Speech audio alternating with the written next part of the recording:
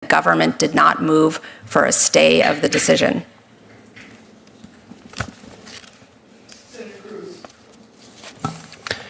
Well, Judge Netburn, I want to continue on this line of questioning. In your court, what matters more, the rights of individuals or your political ideology? Welcome back to the Constitution Corner, your go-to channel for defending the values that made this nation great. If you're new here, make sure to hit that like button and subscribe to the channel so you don't miss out on the truth we're uncovering every day. Today, we're diving into something that should concern every single American, whether you're on the right, the left, or somewhere in between. This isn't just politics. This is about safety, accountability, and the erosion of common sense in our justice system.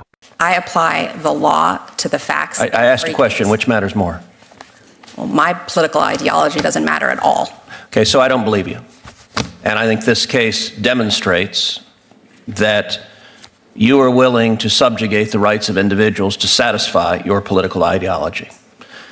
This case involves a male defendant who raped a 9-year-old boy. Was he guilty of that?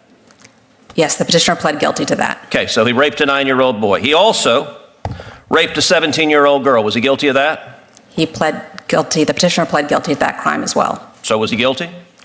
I hope so, because she pled guilty to it. He was a he when he did this. That's correct. And also criminal deviant conduct, which the record doesn't disclose what that was exactly. Then, after serving in prison, Mr. McClain was released for parole, but then violated the terms of parole by having internet and was sent back to prison. 1 year after being released again, he was convicted of having child pornography. Is that correct? I'm unclear on exactly the time frame that you're at, but the petitioner was convicted of distributing child pornography. Child pornography that was images of adults violently raping children. Abhorrent conduct. Okay. For which there are real victims. And this individual, 6'2", biologically a man. A minute ago you said that when this man decided that he was a she, you said this individual was, quote, I wrote it down, sober and entirely a female. That phrase struck me as remarkable. Did this individual have male genitalia? I think what I said, or at least what that is a verbatim quote, entirely a female. Sorry, what I meant to say was hormonally a female. Okay, but that's not entirely. Did this individual have male genitalia? Yes. So you took a 6'2" serial rapist, serial child rapist with male genitalia, and he said, you know, I'd like to be in a women's prison. And your answer was, that sounds great to me. Let me ask you something. The other women in that prison, do they have any rights? Is that a question you're asking me? Yes, the other women in that prison, do they have any rights? Of course. Do they have the right not to have a 6'2" man who is a repeat serial rapist put in as their cellmate?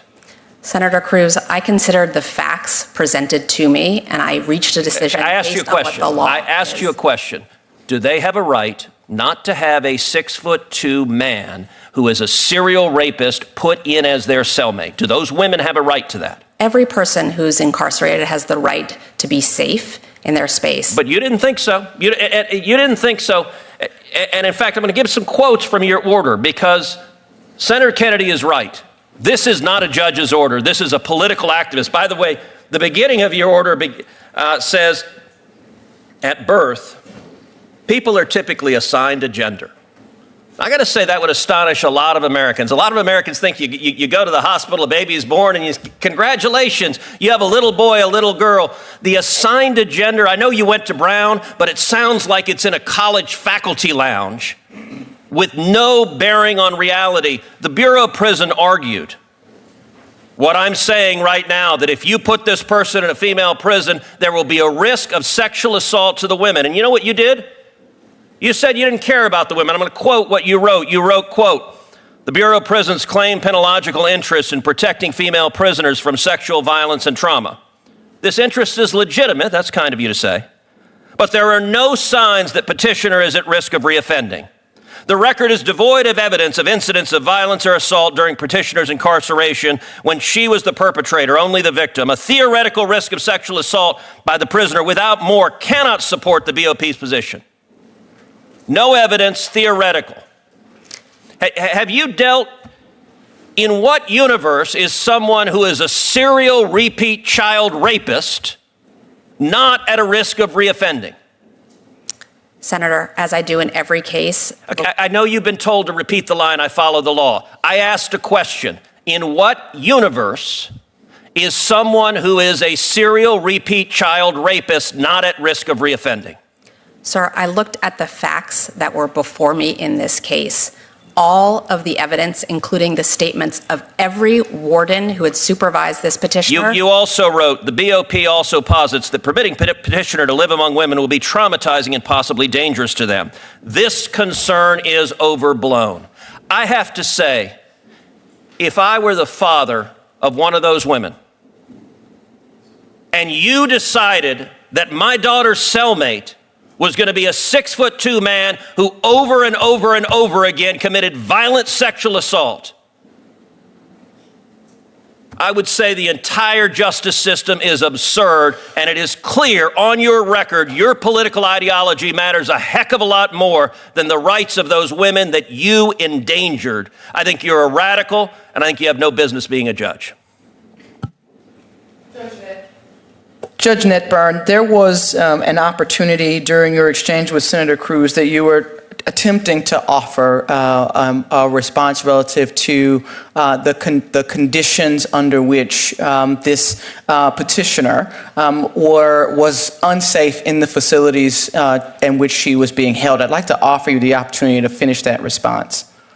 So the facts that were presented to me and what I relied on to make my decision were that the petitioner had engaged in no violence, no physical violence, no acts of sexual violence whatsoever while in custody. All three wardens who supervised the petitioner requested that she be transferred to a women's facility because of her serious medical needs. In addition, the Bureau of Prisons' longtime medical provider testified at a 2-day hearing in my courtroom and recommended that the petitioner be transferred because of her serious medical needs. And the last thing I'll say is that the Transgender Executive Council, which is the body that makes decisions on behalf of transgender transfer requests within the Bureau of Prisons, never said that the petitioner could not be transferred, and never ever said that she couldn't be transferred because of any risk of violence. What the Transgender Executive Council repeatedly said in denying the request was simply that she needed to maintain her hormone levels. That was the repeated justification for the denial of transfer. But the petitioner had reached full female hormone levels before even being incarcerated.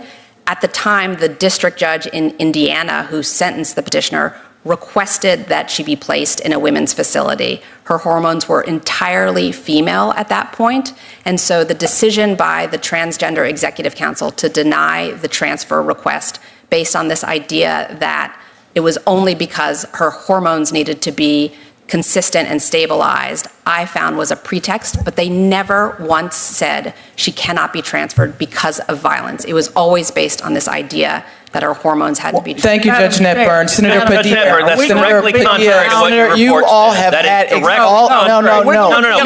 No. We're going to follow up, and that's how it works. There is not. That is exactly how it works. Look, if you follow up, you didn't get extra time, and she just directly contradicted her own report. I'm just going to read her own words because it's exactly the opposite of what she said. Your own report. Senators, I gave both of you more time to finish your line of questioning. I allowed the witness to finish her. I allowed the witness to finish her response. I allowed the witness to finish her response. That is, I understand that that you're is not. scared of the reaction. I have Senator Senator Padilla. Madam Chair, Thank you, Madam Chair. she has an obligation to explain why she directly contradicted what she wrote in her report. She says in her report, the Bureau of Prisons' claimed penological interest is in protecting female prisoners from sexual violence and trauma. She just told you the Bureau of Prisons didn't say there was a concern about sexual violence and trauma. Those are directly contradictory, and why are you contradicting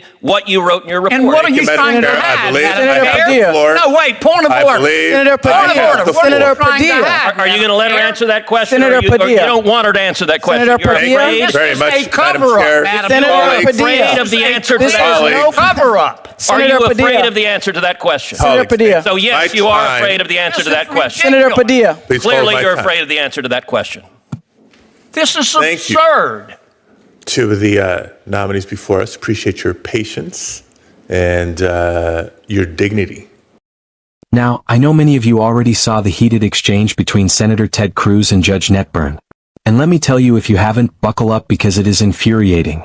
What we're seeing here is a judge who seems more concerned with pushing a political ideology than protecting the basic rights of individuals, specifically, the rights of women who are incarcerated. Let's break this down. The case in question involves a biologically male individual, standing 6 feet 2 inches, with a history of violent sexual crimes, including the rape of a 9-year-old boy and a 17-year-old girl. This individual pled guilty to these heinous acts, served time, violated parole, and was later convicted of distributing child pornography, content that included images of adults violently raping children. This is not a person who made one mistake. This is a serial predator who has caused unimaginable harm to innocent people. And yet, Judge Netburn decided to transfer this individual to a women's prison. Now let's ask the obvious question. What about the rights of the women in that prison? Do they not deserve safety? Do they not have the right to live without fear of being victimized again? Senator Cruz asked this question repeatedly, and the judge's response was nothing short of chilling. She claimed to have considered all the facts, but her decision flies in the face of logic and basic human decency. This is where the left's obsession with identity politics has led us. We are now at a point where the feelings of a convicted predator are prioritized over the safety and well-being of law-abiding women who are already in one of the most vulnerable positions in society. This isn't justice. This is insanity. And let's talk about the judge's reasoning here. She claimed that there was no evidence this individual was at risk of reoffending. No evidence? This person is a serial child rapist who distributed violent child pornography. If that doesn't scream risk of reoffending, I don't know what does. The Bureau of Prisons even argued that placing this individual in a women's prison would pose a risk of sexual violence to the other inmates. But Judge Netburn dismissed this concern as theoretical and overblown. The judge also wrote in her order that, at birth, people are typically assigned a gender. Assigned? No, Judge. At birth, a baby's biological sex is observed and recorded. This isn't some abstract concept cooked up in a college faculty lounge. It's basic biology, understood by generations of Americans before this new wave of ideological nonsense took over. What's even more alarming is how this decision undermines the very concept of rights and accountability. The left loves to talk about protecting the rights of marginalized groups, but where are they when it comes to the rights of these women? Where are they when it comes to protecting the victims of these horrific crimes? Their silence is deafening, and it speaks volumes about their priorities. If we allow decisions like this to go unchecked, what message are we sending to the victims of these crimes? That their pain and suffering don't matter? That their safety is a secondary concern? This is bigger than one case. This is about whether we, as a society, are willing to stand up for the rights of the most vulnerable among us. So here's my message to you: don't let this slide. Share this video. Talk to your friends and family about what's happening in our justice system. And most importantly, hold your elected officials accountable. Judges like Netburn need to understand that they are not above scrutiny. Their decisions have real-world consequences, and we, the people, have every right to demand better. If you agree that this kind of judicial activism has no place in America, hit that like button and share this video with everyone you know. And if you're not already a subscriber, what are you waiting for? Join the Constitution Corner today and help us fight for the values that made this country great. Until next time, stay informed, stay engaged, and never stop fighting for what's right. God bless you and God bless America.